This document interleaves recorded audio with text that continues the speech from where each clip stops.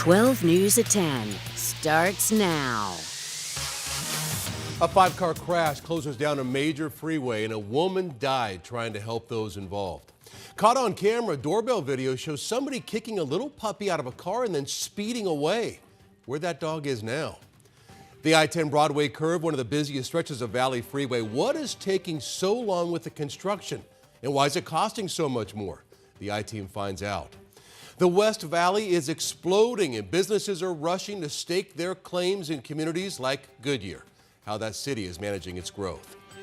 Tonight we begin with this. A Good Samaritan killed while trying to help others. A series of 5 car crashes shutting down the westbound lanes of the Loop 202 for several hours this morning, and that led to the death of a woman who got out of her car on the freeway trying to help other drivers. Welcome to 12 News at 10. 12 News journalist Gabriela Becerra is live in Phoenix with the latest on what happened. Gabby? Well, Troy, detectives are still looking for the driver who they say caused the crash and then ran away. We've learned the woman who died had pulled over on the side of the road to try and help, but that's when another car swerved to avoid the crash and hit her instead. People have really good intentions, and sometimes it costs them their lives. A woman was hit and killed on the Loop 202 early Sunday morning while attempting to help a driver who she believed had been injured. But that driver had ran away from a single car crash just minutes before. And that started really the whole chain of events. The Arizona Department of Public Safety says that driver lost control of their car while heading westbound near 40th Street. They crashed into the center median and spun out. The driver allegedly left the car in the center of the freeway, which DPS says led to a series of crashes and a 6-hour-long backup. By 5:28 a.m., I think we had counted 5 different crashes. DPS is calling the woman who died a Good Samaritan for trying to save a life, but unfortunately it cost her own. Officials say the safest thing people can do when they see crashes on a busy freeway is to stay in their cars and call 911. Pedestrians do not belong on the freeway, period. A call DPS says the first driver should have made instead of running away. Had that happened, this poor woman, who we think tried to help, may still be alive. And no one else was seriously injured in this crash. State troopers did arrest one person on suspicion of DUI. DPS also tells me they suspect the driver who hit that woman may have also been driving impaired. Live in Phoenix, Gabriela Becerra, 12 News. But there is somebody still at large then, Gabby, the one who left their car out in the middle of the freeway. That's right, and state troopers and detectives who are on this case say that car may help them find that driver. All right, Gabriela, thank you. New at 10, video out of Surprise shows something that's actually hard to believe. You see that little dog? It got thrown out of the car, then the car takes off. You even see the dog looking confused, tries to run after the car, and then a neighbor who was nearby called the little dog over and got it inside. So the dog is now with Surprise Animal Control as they conduct their investigation. But again, who would do something like this? And you could hear them even saying goodbye when they throw the dog out. So we're still waiting to hear back from Surprise Police to find out what they know about the car, the people inside. So we'll keep you updated as we learn more. Developing tonight, police say a man who was trying to stop an argument in Phoenix ended up being shot. Happened about 2:30 this morning near 7th Street and Indian School. The man is now in the hospital with serious injuries. One of the other men involved did stay at the scene and he was cooperating with police. No word on any arrests being made. Police are still investigating.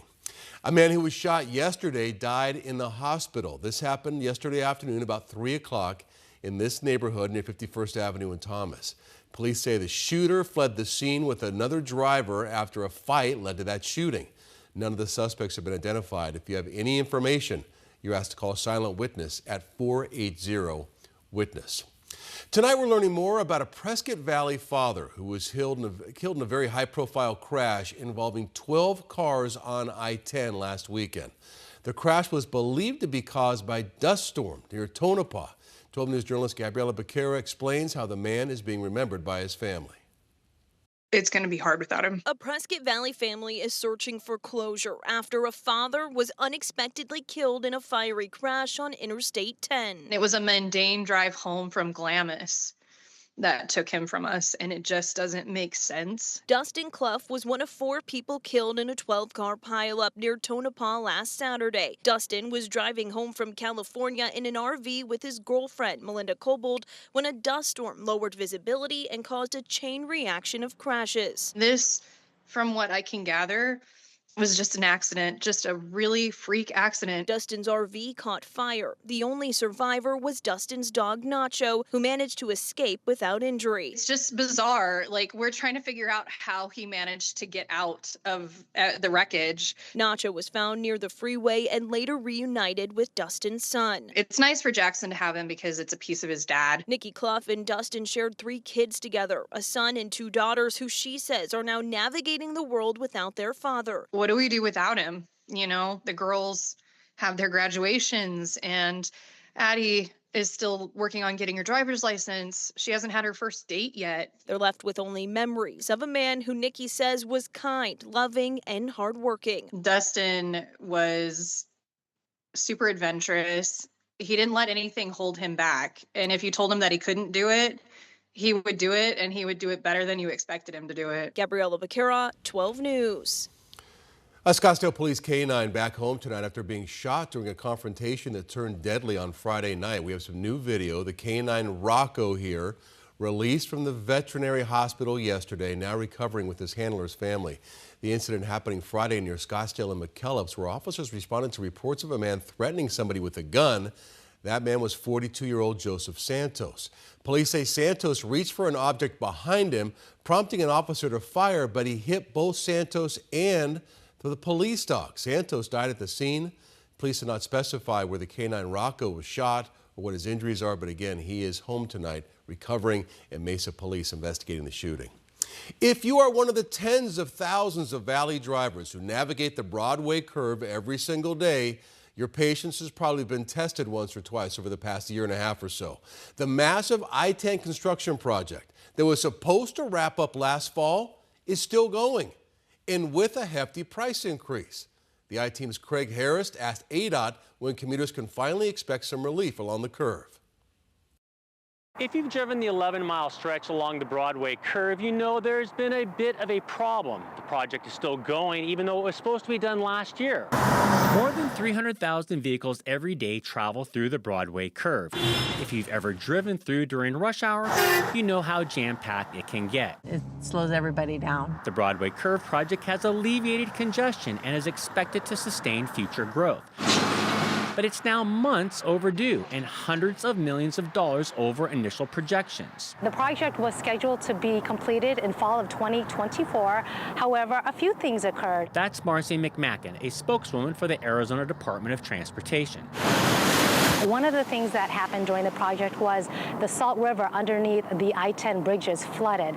And during this time, crews could not conduct any work on that bridge. She said that caused a 4-month delay. She added other delays occurred because ADOT limited road closures on weekends, holidays, and other times. We did not schedule any freeway closures during the last 3.5 years during the weekdays to minimize its impact on motorists. The project widened I-10 to 6 lanes and 2 HOV lanes, and it added collector distributor roads and widened and replaced several bridges. However, the price tag has gone up. Initially projected at $615 million, it is now expected to cost $832 million. Do you know why the price has gone up? When we first looked at it, the price was a little over $600 million. Now it's a little over $800 million. Do you know why the cost may have changed?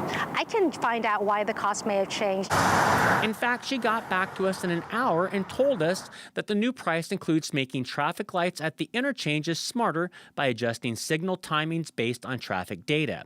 In addition, there is now installation of wrong-way detection systems, and there were land acquisition costs.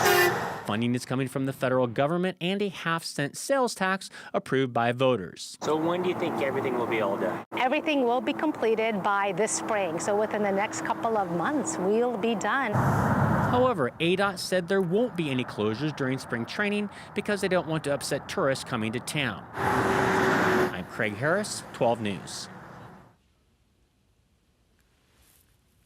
It was an emotional day for more than 140 families as members of the National Guard prepared for a deployment to Germany. The 3 766 companies support maintenance will be stationed in Germany for 9 to 12 months. The ceremony was held at the Allen Readiness Center in Phoenix. So many young families out there. The center filled with a mix of emotions as these members prepare to head out for a long stretch. It's absolutely hard. They're a big part of my lives every day. I love being a dad. I love being around them, and we spent the last few weeks doing a lot of fun things. But I'll come back, just like last time. I'll come back, and we'll be together again. It's an emotional, great day. It's a great achievement that all our soldiers have accomplished up to this point. We're very excited to get out the door, make our families proud. A lot of sacrifices from these National Guardsmen and women and their families, so a big thank you to all of them. The 3 666 will be assisting U.S. Army units during their time overseas.